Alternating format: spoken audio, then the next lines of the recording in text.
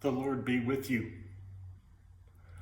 John Darley and Daniel Batson decided to replicate the story of the Good Samaritan with seminary students. A few variables were introduced. The seminarians were interviewed and asked why they wanted to go into ministry. There were a variety of responses, but the vast majority said they went into ministry to help people. Then they were asked to prepare a short sermon.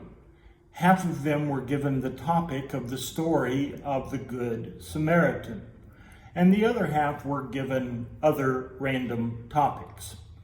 Finally, they were told to go to a building on campus where they would present their sermons.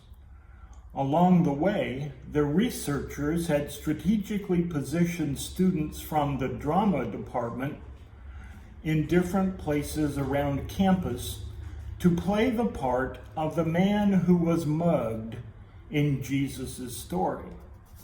Whenever they saw a student coming their way, the drama students would slump over and begin groaning loud enough for passers-by to hear.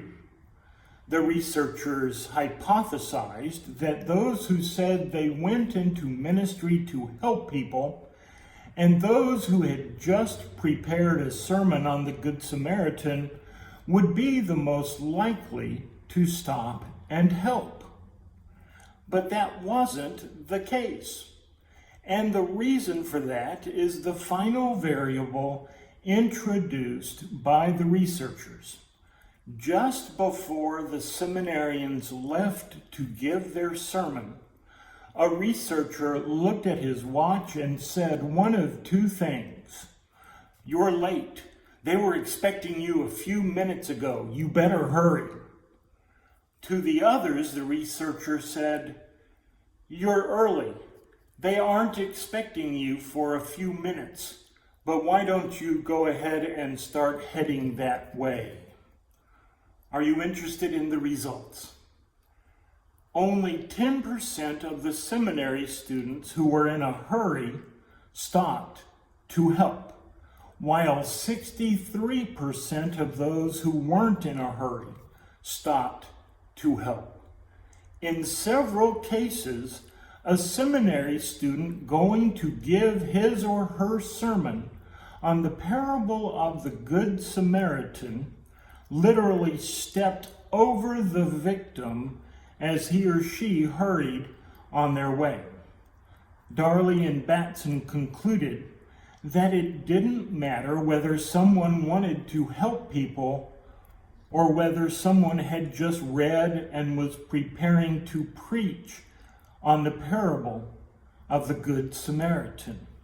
The only thing that mattered was whether or not they were in a hurry.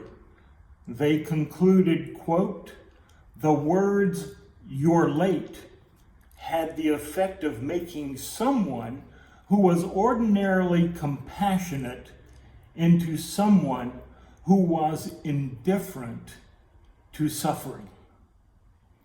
So what does this exercise have to do with us? Do any of us ever feel rushed, like we are always hurrying from one appointment to the next? I've been told that retirees have the busiest schedules of anyone. We live in a world with expressions like rat race and rush hour and multitasking. We live in a world where we keep our calendars on our phones and tablets, so we will always have them with us. And just how long is your to-do list? We jump from one thing to the next thing like someone is standing behind us yelling, "Hurry up! You're so far behind you'll never catch up." May I remind you what the researchers concluded? The words, "you're late," had the effect of making someone who was ordinarily compassionate into someone who was indifferent to suffering. Our world is not designed to strengthen us as we live our faith. In fact, the world is always enticing us away from faith, inhibiting the ways we live our faith. And it certainly does not help that our busyness levels are through the roof. As I entered ministry almost 4 decades ago, one of my mentoring pastors shared great wisdom with me. Control your calendar, Steve. If you don't, no one else will. And always plan spiritual pauses in your day. You never want to get so busy that you have no time for God. Remember the words of John Wesley when he said, "I have so much to do today, I will have to pray for an extra hour to get it all done." That is not the wisdom of the world. That is the wisdom of a spiritual guide who has been there and who was trying to help me avoid some dangerous pitfalls of ministry.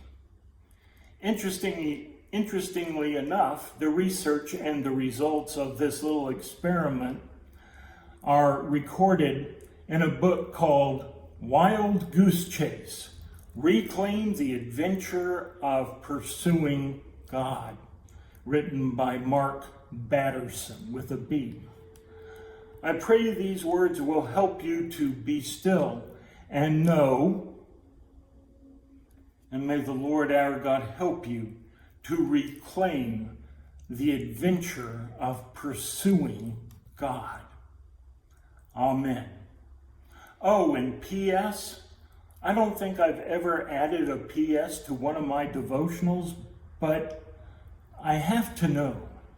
Only 63% of the seminary students stopped to help someone in need. And they were the ones who were told that they did not have to rush, that they had a few minutes. What happened to the other 37%? That's more than a little bit disconcerting. Okay, I'm in for real this time.